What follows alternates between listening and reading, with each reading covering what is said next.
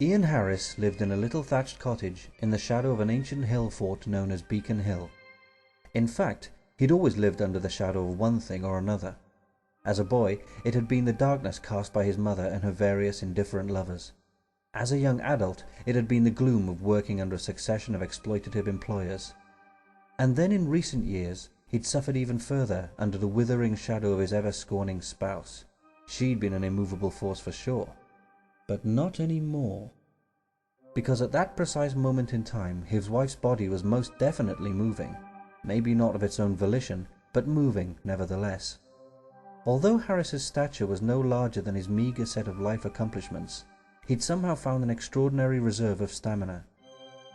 This had enabled him to drag a stout garden refuse bag and its macabre contents almost to the top of Beacon Hill, a hill that had once been part of the countrywide system of warning beacons set up by no less than King Henry VIII himself. Until that night, Harris had broken no commandments, committed no sins. He'd never been a violent or covetous man, he didn't throw his money around, and he certainly didn't play around. For that matter, he didn't even get to play close to. His spouse had lost interest in that sort of thing a long, long time ago. His one and only vice, if you could call it that, was his love of glow-in-the-dark objects. It was an interest, an obsession, that had its roots firmly buried in his childhood. As a boy, Harris had owned pitifully few toys, as his mother could never get enough money to maintain her nefarious habits. However, his most treasured possession had been the set of luminous monster figures his grandparents gave him one Christmas. Dracula, the Mummy, Frankenstein, and the Wolfman prowled the confines of his bedside table, the only piece of furniture in the room apart from his bed, glowing and glowering, protecting him from the genuine monsters that lurked in the rooms below. The moment the light snapped out, the leather strap that hung threateningly from a hook on his bedroom door would vanish into the darkness.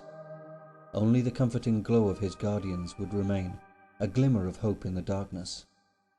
Each night, the boy would focus upon their radiance, and the sullen voices below would diminish to a cheerless murmur. Harris carried his passion for glow-in-the-dark things through into his troubled adulthood.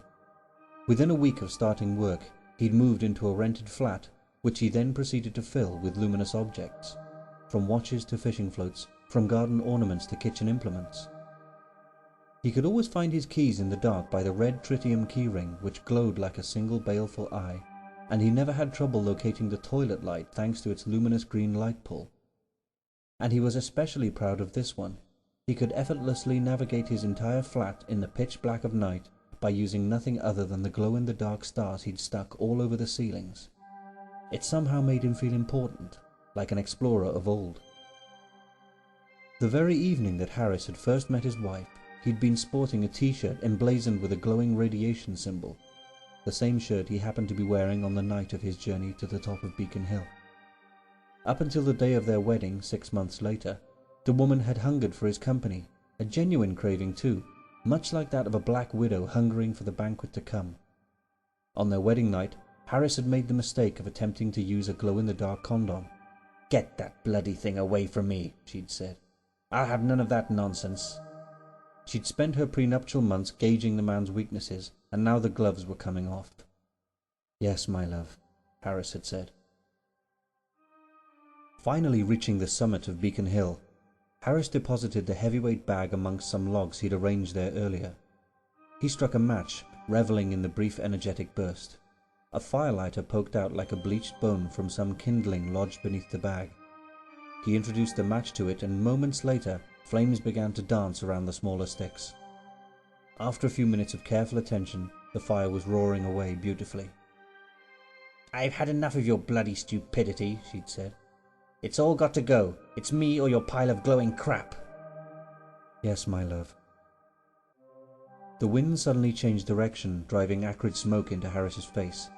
He twisted away from the flames, and without a backward glance began to march down the hill, towards his cottage, the cottage with a glowing door knocker that, on a dark night, could be seen from the other side of the street, the cottage with a family of eerie phosphorescent gnomes residing in the back garden. "I guess it was you then, my love," he whispered into the night. Behind the little man, on the summit of Beacon Hill, the fire raged. Harris would return at regular intervals throughout the night to tend the flames, ensuring that by morning mostly ashes remained. But for now the fire blazed on. In fact, it burned as well as any fire set upon that hill since the time of Henry VIII. It was Harris's finest achievement. The resultant glow pierced the night for miles in every direction. Another glimmer of hope in the darkness of the man's downtrodden life.